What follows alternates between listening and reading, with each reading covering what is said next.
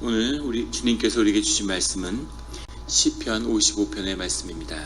다 같이 한 목소리로 봉독하시겠습니다. 하나님이여, 내 기도에 귀를 기울이시고 내가 간구할 때 숨지 마소서. 내게 굽히사 응답하소서. 내가 근심으로 편하지 못하여 탄식하오니 이는 원수의 소리와 악인의 압제 때문이라. 그들이 죄악을 내게 더하며 노하여 나를 핍박하나이다. 내 마음이 내 속에서 심히 아파하며 위험이 내게 이르렀도다. 두려움과 떨림이 내게 이르고 공포가 나를 덮었도다. 나는 말하기를 만일 내게 비둘기같이 날개가 있다면 날아가서 편히 쉬리로다. 내가 멀리 날아가서 광야에 머무르기로다. 내가 나의 피난처로 속히 가서 폭풍과 광풍을 피하리라 하였도다. 내가 성내에서 강포와 분쟁을 보았사오니 주여 그들을 멸하소서. 그들의 혀를 잘라버리소서. 그들이 주야로 성벽 위에 두루 다니니 성 중에는 죄악과 재난이 있으며 악독이 그 중에 있고 압박과 속임수가 그 거리를 떠나지 아니하도다. 나를 책망하는 자는 원수가 아니라 원수일진데 내가 참았으리라. 나를 대하여 자기를 높이는 자는 나를 미워하는 자가 아니라 미워하는 자일진데 내가 그를 피하여 숨었으리라. 그는 곧 너로다. 나의 동료, 나의 친구여, 나의 가까운 친우로다. 우리가 같이 재미있게 의논하며 무리와 함께하여 하나님의 집안에서 다녔도다. 사망이 갑자기 그들에게 임하여 산채로 수월에 내려갈지어다. 이는 악독이 그들의 거처에 있고 그들 가운데에 있음이로다. 나는 하나님께 부르짖으리니 여호와께서 나를 구원하시리로다. 저녁과 아침과 정오에 내가 근심하여 탄식하리니 여호와께서 내 소리를 들으시리로다. 나를 대적하는 자 많더니 나를 치는 전쟁에서 그가 내 생명을 구원하사 평안하게 하셨도다. 옛부터 계시는 하나님이 들으시고 그들을 낮추시리이다. 그들은 변하지 아니하며 하나님을 경외하지 아니함이니이다. 그는 손을 들어 자기의 화목한 자를 치고 그의 언약을 배반하였도다. 그의 입은 우유기름보다 미끄러우나 그의 마음은 전쟁이요 그의 말은 기름보다 유하나 실상은 뽑힌 칼이로다. 내 짐을 여호와께 맡기라. 그가 너를 붙드시고 의인의 요동함을 영원히 허락하지 아니하시리로다. 하나님이여, 주께서 그들로 파멸의 웅덩이에 빠지게 하시리이다. 피를 흘리게 하며 속이는 자들은 그들의 날에 반도 살지 못할 것이나 나는 주를 의지하리이다. 아멘. 다 같이 기도드리시겠습니다. 하나님 아버지, 감사합니다. 주의 음성을 듣고자 저희가 새벽 제단 앞에 모였습니다. 우리 마음의 기도와 우리 마음의 묵상이 주님께 연락되기를 원합니다. 감사드리며 예수 그리스도의 이름으로 기도드렸습니다. 아멘. 오늘 시편 55편의 기도는 이렇게 시작합니다. 하나님이여, 내 기도에 귀를 기울이시고 내가 간구할 때 숨지 마소서. 주님이 숨으실 리 없지만은 늘 우리와 함께 하시고 모든 만유 가운데 함께 하시지만 그 주님의 임재와 주님의 구속하신 역사를 느낄 수 없고 경험할 수 없는 시편의 기자는 주님 앞에서 주님께 간곡한 마음의 탄원을 드리고 있습니다. 이 시는 특별히 다윗이 압살롬에게 쫓겨서 예루살렘에서 쫓겨나서 죽음의 위협을 느낄 때 그때 주님께 드렸던 고백의 그 시편으로 기도문으로 알려져 있습니다. 4절에 가면 내 마음이 내 속에서 심히 아파하며 사망의 위험이 내게 이르렀도다 라고 고백하고 있습니다. 내 마음이 내 속에서, 마음은 늘 내 속에 있는 거죠. 특별히 마음의 깊은 곳으로부터 나의 주위를 둘러싼 환경뿐 아니라 나의 심령까지도 심히 상했는데, 얼마나 상했냐면 여기서 아파하며 심히 아프다라고 해석을 했는데 훌이라고 하는 단어입니다. 이 훌이라고 하는 것은 원래 이렇게 춤을 추다, 이렇게 빙빙 돌아가는 걸 의미하는 건데, 내장이 뒤틀려서 내장이 꼬이는 그런 것을 상징한다고 그래요. 우리 단장이라고 그러죠. 우리 말 가운데 장이 끊어지는, 원숭이 어미가 자기 새끼를 잡아가는 걸 보고 그걸 이제 쫓아오는 거죠. 그걸 멀리서 바라보면서 너무 고통스러우니까 그 장이 끊겼다고 하는 그걸 단장이라고 하죠. 뭐 단장의 미아리 고개, 그런 이야기처럼 깊은 한이 되는, 얼마나 고통스러운지 마음이 상하는지 내장이 꼬이는 것 같은 그런 고통을 주님 앞에 호소하고 있는 거죠. 우리가 영적인 존재고 영이 상하면 육이 상하는 것처럼 그런 깊은 고통을, 아마 삶 가운데 그런 깊은 고통들을 아마 경험하셨을 때가 있을 겁니다. 너무 이게 마음이 상해서 그냥 마음이 안 좋은 게 아니라 정말 장이 꼬이는 것 같은 그런 고통, 심한 고통을 내가 주님 앞에 느끼고 있다는 거죠. 5절에 보면 두려움과 떨림이 내게 이르고 공포가 나를 덮었도다. 이런 큰 낭만과 낙심과 두려움을 주님 앞에 호소하고 있습니다. 6절에 나는 말하기를 만일 내가 비둘기같이 날개가 있다면 날아가서 편히 쉬리로다. 7절에는 멀리 날아가서 광야에 머무르리로다. 이 자리를 벗어나서 뭔가 주님 가운데, 광야는 주님과 내가 함께하고 있는, 아무도 없는, 내가 홀로 주님 앞에 서 있는 그런 자리죠. 지성소도 아니고 성전도 아니고 시온의 산도 아니고 광야에 나가서 주님을 만나겠다, 이런 고백을 드리는 것은 삶이 얼마나 고달프고 어려운 지경이 있는지를 보여주는 겁니다. 특별히 내게 비둘기와 같이 날개가 있다면, 나를 비둘기로 비유한 것은 이 근동아시아 팔레스타인 지역에 비둘기가 아주 흔하다고 그래요. 별 볼 일 없는, 보잘것없는 내가 그런 존재라는 의미도 들어있고, 또 비둘기는 늘 매에게 쫓기고 매가 비둘기를 잡아먹는다고 하죠. 그래서 그만큼 두려움과 어려움 속에 처한 그런 존재라는, 작고 아무것도 아닌 그런 존재라는 사실을 주님 앞에 고백하고 있습니다. 이것은 환난과 어려움 가운데 자신의 연약함을 주님 앞에 드러내고, 그 연약함을 본인이 인정하고 이 시편의 기자가 받아들인 것이죠. 이것이 고난이 준 우리에게 참된 뜻임을 믿습니다. 자신의 연약함을 발견하고 주님 앞에 그 연약함 가운데 도움을 구하고 나아가는 것이죠. 늘 환난과 어려움 가운데 그 연약함을 주님 앞에 드러내고 고백하고 주께 도움을 받는 그런 성도님들이 되시기를 예수 그리스도 이름으로 축원합니다. 어저께 그 산타로사에 다녀왔습니다. 아침에 새벽에 출발해서 운전만 한 10시간 한 것 같아요. 가서 노예에서 전달하는 구제헌금도 전하고, 그래서 정말 그 처참함이란, 불이라는 게 이렇게 무섭구나, 상상을 초월하는, 핵탄두가 터진 것 같이 모든 게 다 녹아내리고 완전히 폐허인 거죠. 근데 이 큰 화재가 있었던 지역들이 다 중상층, 가장 잘 사는, 우리 몬트리올로 하면 페블비치 같은 데 이제 불이 난 거죠. 거기 이제 사시는, 또 한인 가운데 비즈니스를 일구고 그런 좋은 동네에 사시는 분들도 계신데, 거기 계신 장로님이 그런 고백을 하시더라고요. 거기를 쭉 돌아봤는데 그 2번이나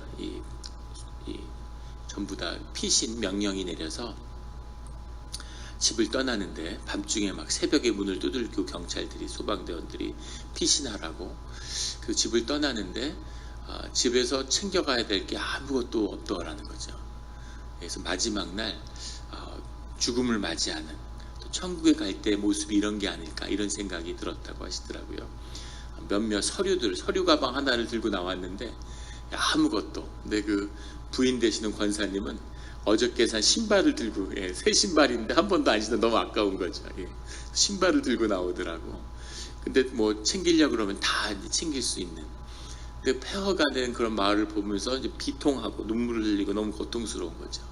그런데 물건이 아까운 게 아니라 그 속에서 아이들이 자라고 함께했던 추억이 모두 날아가 버린, 그 기억이 모두 날아가 버린 그것이 고통스럽다, 이런 말씀도 들었습니다. 또 그 지역에 이런 컴퓨터 회사에 다니는 엔지니어들, 한국 분들이 10수 가정이 있었는데, 그중에 교회 다니는 가정도 있지만 대부분은 이제 교회를 다니지 않으셨다고 그래요. 그런데 그 환란 가운데 갈 곳이 없는 거죠. 어디, 그분들이 한국에서 오셔서 보통 1년, 2년, 길어야 3년 된 분들이었는데, 새로 생긴 컴퓨터 회사에서 친구가 있는 것도 아니고 갈 곳이 있는 것도 아니고, 또 아는 사람이 있다고 누가 열흘씩 2주, 3주씩 누가 재워줄 사람이 어디 있겠습니까? 그런데 그분들이 전부 다 이제 교회 다니는 분을 따라서 교회에 와서 교회에서 먹고 마시고 또 교인들이 돌아가면서 밥도 해주고 구호품도 전달하고 뭐 이렇게 교회에서 공동생활을 하는 거죠. 그러면서 그분들이 이제 교회를 경험하고 또 은혜를 경험하고 교회가 이런 것이었구나. 살아서 한 번도 교회 간 적도 없고 뭐 교회에 대해서 그렇게 좋은 인상을 가진 적도 없고 그게 무엇인지도 몰랐는데 그런데 교회는 뭐 당신들이 능력이 있고 좋은 직장에 다니고 뭐 하나 아쉬운 게 없다 이렇게 생각하다가 정작 어려움을 겪으니까 의지할 곳이 교회밖에 없더라 이런 고백도 들었습니다. 근데 그 가운데서 참 이게 마음이 울적하고 굉장히 영적으로 집이 한 8,700채 이렇게 전소했다고 그러는데 굉장히 영적인 눌림 같은 게 있고 굉장히 우울하더라고요. 그 속에서 발견할 수 있는 것은 정말 사람이 자꾸 보잘것없구나 그런 것을 느꼈습니다. 우리 동네에서도 있을 수 있는 일이고 어디서나 있을 수 있는 일이죠. 여기 뭐 스카이팜이라는 동네가 있는데 산타로사의 비버리 힐즈 같은 그런 동네래요. 그러니까 아마 세상에서 가장 보호받고 가장 안전한 두 개의 문을 지나야 집에 도착할 수 있는 그런 곳인 거죠. 골프장을 두르고 있고 뭐라 말할 수 없는 아름다운 동네인데 근데 완전히 폐허가 된 그런 걸 보면서 우리 삶 가운데 우리를 지킬 수 있는 것은 아무것도 없구나 아무것도 없구나 하는 것을 느낄 수 있었습니다. 그래서 정말 나를 지키는 분 오늘 시편의 고백처럼 내가 비둘기같이 주님의 품에서 보호를 구하고 또 받는 길밖에 없는 거구나 이게 인생이구나 이런 느낌을 받았습니다. 늘 주님의 보호하심으로 주님의 은혜가 우리와 함께하기를 예수 그리스도의 이름으로 축원합니다. 9절에 내가 성내에서 강포와 분쟁을 보았사오니 주여 그들을 멸하소서. 다윗이 직접 가서 볼 수도 없고 본 것도 아니겠죠. 그것은 기도고 영적인 고백인데 자신을 예루살렘에서 몰아낸 사람 세력들이 예루살렘을 차지하고 있는데 그 가운데 하나님의 나라가 임하고 의가 임했다면 자신이 그 하나님의 심판으로 받아들인다는 거죠. 그런데 그것이 아니라 그 가운데 더 흉포와 광포가 사람들을 핍박하는 그런 악의 역사가 분출하는 것을 내가 보았다는 겁니다. 그들의 혀를 잘라버리소서. 너무 엄청나게 해석을 했는데 팔락이라는 말인데 발랄이라는 말에서 바로 똑같은 말입니다. 이 말이 어디 나오냐면 여기 이외에 바벨탑 사건 때 창세기에 그때 주님이 이 혀를 잘랐다기보다 혀를 나눴다 하는 것이 정확한 표현인데 이것을 혀를 잘랐다고 해석을 한 것이죠. 그런데 바벨탑을 지은 사람들에게 혀를 잘랐다 이런 표현이 나오는 겁니다. 혀를 나눴다는 건 무슨 말이냐면 그들의 말이 섞이고 그들이 한 마음을 이루지 못하게 했다는 거죠. 이 강포한 세력이 악한 세력이 예루살렘을 차지했는데 그들이 한 뜻이 되지 않도록 그들의 본질인 악의 본질인 분쟁이 일어나도록 그들의 말과 그들의 뜻을 흐트러달라는 뜻입니다. 혀를 자르라 그러면 진짜 우리가 혀를 자르는 소혀도 아니고 아주 끔찍한 표현인데 그런 의미인 거죠. 영적으로 그들이 한 마음이 되지 않도록 해주십시오. 그들이 뜻을 모으지 않도록 해주십시오 라고 하는 그런 고백입니다. 12절에 가면 나를 책망하는 자는 원수가 아니라 원수일진데 이런 표현이 나오고 나를 대하여 자기를 높이는 자는 나를 미워하는 자가 아니라 미워하는 자일진데 미워하는 자가 아니라 해서 딱 끊고 그 다음에 미워하는 자일진데 이렇게 읽어야 되는 거죠. 원수가 아니라 해서 끊고 원수일진데 내가 참았으리라. 무슨 말이냐면 자신을 핍박하고 자신을 내몬 자들 지금 압살롬과 함께 예루살렘을 차지하고 있는 자들이 모두 다 그 다음 절에 나오는 나의 동료, 나의 친구, 나의 가까운 친으로다. 자신과 함께하고 14절에 가면 하나님의 집안에서 함께 다녔도다 이런 표현이 나오죠. 같이 예배드리고 같이 신앙생활을 하고 주님의 이름으로 주님의 이름을 이야기를 나눴던 그런 자들이 자신을 지금 핍박하고 내몰았다는 겁니다. 그래서 큰 아픔이 그 내장이 꼬이는 그런 아픔을 경험하는 거죠. 만약에 지금 그들은 원수가 아니라는 거죠. 원수들이 나에게 그랬다라면 내가 참을 수 있었다. 원수들이 나를 핍박하는 거면 참을 수 있고 내가 미워하는 자들이 나를 핍박하는 것이었다면 내가 주님 충분히 받아들이겠습니다. 그런데 같이 예배를 드리고 같이 주님과 함께 있었던 동료와 친구들이 어떻게 주의 안에서 나한테 이럴 수가 있습니까? 그 아픔 때문에 내 내장이 꼬이고 있다는 거죠.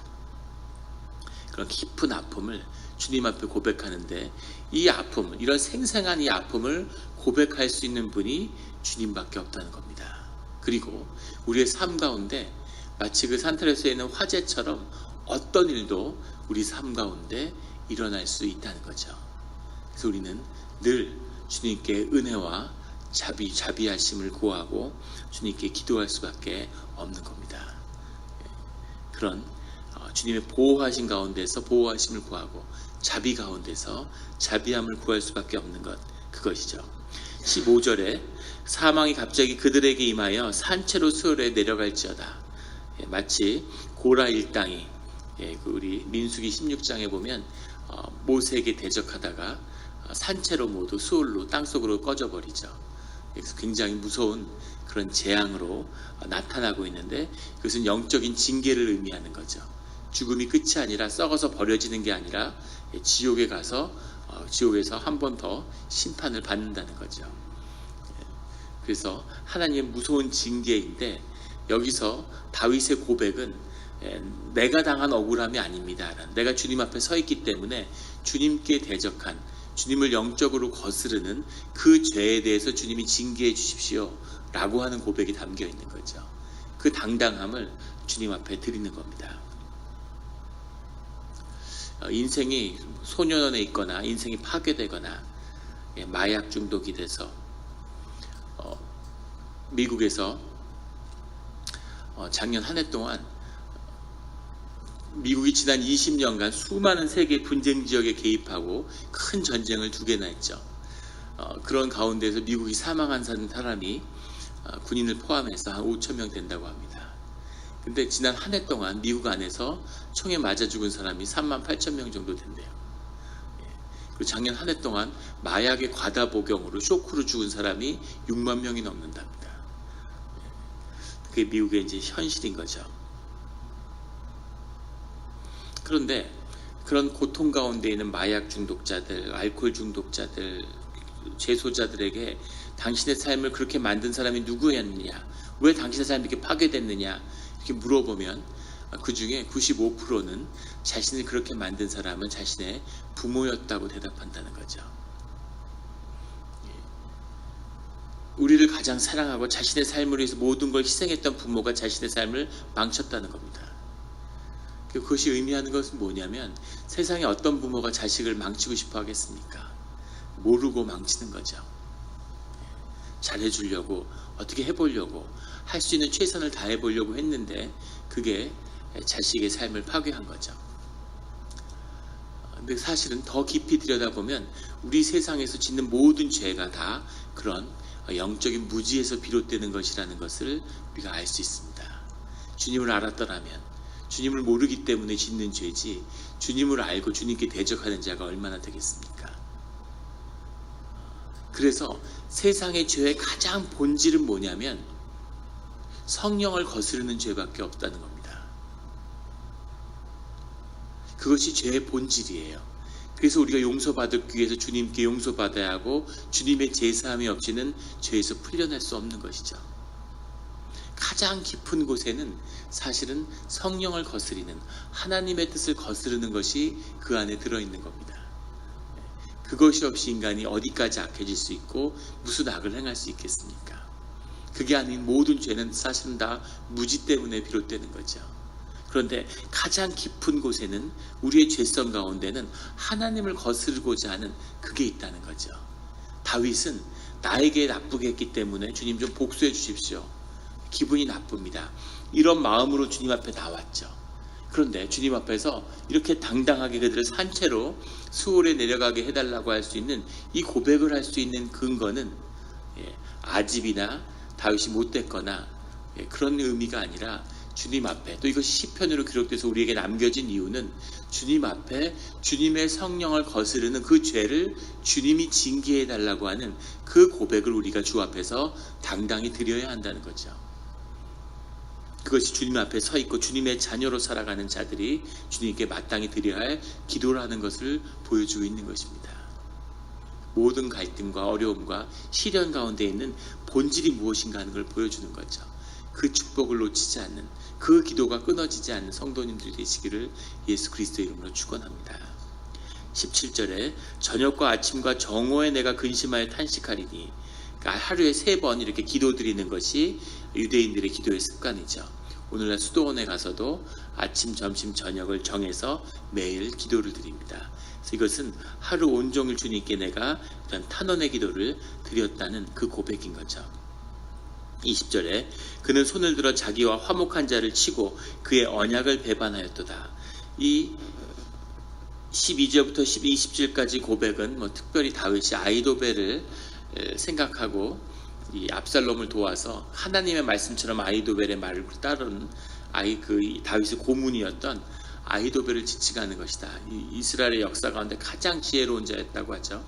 그런데 꼭 그렇게 볼 수 있는 어떤 근거는 없습니다. 사실은 그렇게 사람들이 추정하는 거죠. 그런데 아이도벨일 수도 있고 그 이상의 물론 영적인 의미도 담고 있는 거죠. 그런데 우리가 볼 수 있는 건 앞에 나왔던 친구와 동료와 나의 가까웠던 그 가족과 같은 자들이 언약을 배반하였다는 것은 이들이 언약의 식사를 하고 친구의 언약을 맺는다는 거죠. 그래서 언약, 마치 부부가 되는 것처럼, 부부가 언약으로 부부가 되는 것처럼 친구도 동료도 이 언약의 식사를 통해서 언약으로 맺어졌다는 건데, 이것은 주님 안에서 주님의 이름으로 서로의 관계에 대한 믿음을 확정했다는 뜻입니다. 그래서 우정을 배신하고 너와 나의 인간관계의 문제가 아니라 하나님을 배신한 뜻이 그 안에 들어있다는 거죠. 그래서 그것을 다윗 주님께 아뢰는 겁니다. 나를 배신한 게 아니라, 나도 배신했지만 우리가 주 안에서 같이 언약을 맺었는데 그 언약을 배신한 것에 대해서 주님이 징계해 달라고 하는 그 고백을 드리는 거죠. 그 모든 고백 가운데 나오는 23절에 나는 주를 의지하리이다, 22절에 내 짐을 여호와께 맡기라. 심령의 기도인 거죠.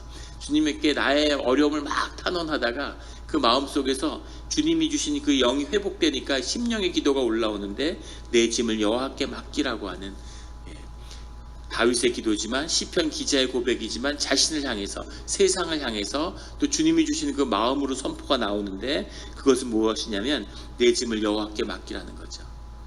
슬퍼하고 내장이 꼬이고 그러지 말고 그 모든 것을 주님께 드리라는 거죠. 주님이 하실 거라는 겁니다. 그 모든 어려움 때문에 그 짐을 너가 짊어지고 쓰러지지 말고, 특별히 기도하는 자들, 새벽에 하나님을 찾고 중보하는 분들이 늘 기도의 자녀들이 기억해야 할 것은 그 마음을 주님으로 채워야 한다는 겁니다. 근데 마귀는 그 마음 가운데 쓰레기를 퍼붓는 거죠. 세상의 근심과 염려를 퍼부어서 다른 걸 생각할 여지가 없도록, 기도의 자리로 나오지 못하도록 계속 만든다는 거죠. 그런 짐들은 여호와께 맡기고 주님께 기도하는 자리로 나오라는 거죠. 주님이 그 문제를 다루고 우리의 소명 가운데 우리를 이끄신다는 겁니다. 오늘 이 새벽에 기도의 제목으로, 중보의 제목으로 주님께 나와서 주님의 축복이 함께하는 그런 우리 성도님들이 되시기를 예수 그리스도의 이름으로 축원합니다. 오늘 한 가지 기도의, 중보의 제목을 좀 부탁을 드립니다. 홍순영 목사님이라고 우리 그때 그 집회 때 첫날 축도를 하셨었죠. 우리 몬트레이 교육제 협의회 회장도 맡고 있는데 가장 젊은 우리 몬트레이 협의회에서 목사님이죠. 산타크루즈 사랑의 교회라고 감리교회 목회를 하고 있는데, 우리 부흥회 기간에 오다가 교통사고가 나가지고 골절에 세 군데가, 이 쇄골에 세 군데가 골절이 됐는데, 그동안 수술을 할지 말지를 경과를 지켜보고, 한국 같으면 그날 바로 수술했을 것 같은데, 응급실에 들어가서 왜 이렇게 2주를 넘게 끓으면서 계속 관찰만 했는지, 계속 진통제 몰핀을 맞으면서 경과를 지켜보다가 오늘 오후 1시 15분에 이제 그 접합 수술을 한다고 합니다. 근데 이제 교회도 굉장히 어렵죠. 지금 그 바람 앞에 촛불이 된 거죠. 작은 공동체가 교회 건물이 있는 것도 아니고 목사님께 의지해서 같이 신앙생활을 하는데, 근데 이제 이것이 몇 달을 갈지 1년을 갈지 모르겠는데, 아무튼 오늘 그 수술 가운데 수술이 잘 될 수 있도록, 또 회복이 잘 될 수 있도록 오늘 같이 마음이 하나님이 주시는 마음대로 같이 기도해 주시기 바랍니다. 같이 기도드리겠습니다. 하나님 아버지 감사합니다. 오늘 주님 귀한 말씀을 주시니 감사합니다. 때로는 우리의 현실이 무겁고 재앙이 너무 커 보이고 정말 두려움이 있고, 또 어떨 때 너무 억울한 일을 경험하고 정말 내장이 꼬이는 것 같은 그런 심령이 상할 때가 있음을 주님이 아십니다. 하지만 오늘 시편 기자의 고백처럼 우리가 감당할 수 있는 것이 아니니 하나님이 그 짐은 너의 짐이 아니라고 말씀해 주시니 감사합니다. 우리가 그 모든 짐을 주님께 맡기겠습니다. 주님, 그 모든 우리의 짐들을 다루어 주시고 우리 삶에 주님을 향한 깨끗한 마음과 주님을 높이는 그 기도로 우리의 심령을 채워 주시옵소서. 오늘 홍순영 목사를 위해서 기도합니다. 주님, 그의 인도하시는 길, 또 목회가 우리 삶 가운데, 그의 인생 가운데 어떤 것이 있는지를 주님 앞에 분명히 드러나고, 주님이 새롭게 그 목회와 그 모든 삶과 가족을 새롭게 하는 그런 귀한 시간으로 이 시련을 바꿔주시는 줄 믿습니다. 오늘 수술을 집도하는 의사들의 손길과 간호사 선생님들의 손길 가운데 성령이 역사하게 하시고, 하나님이 그 수술을 인도하셔서 수술이 잘 되고 회복이 잘 되고, 육신이 회복되는 가운데 심령이 새로워지고, 그 육신의 아픔을 넘어서는 심령이, 우리의 영이 우리의 몸의 주인임을, 그 영의 주인이 주님이심을 다시 발견하고 그것이 세상을 향하여 간증이 되는 그런 귀한 시간이 되게 하여 주시옵소서. 그 모든 것을 주님을 믿고 맡기며 예수 그리스도의 이름으로 기도드렸습니다. 아멘.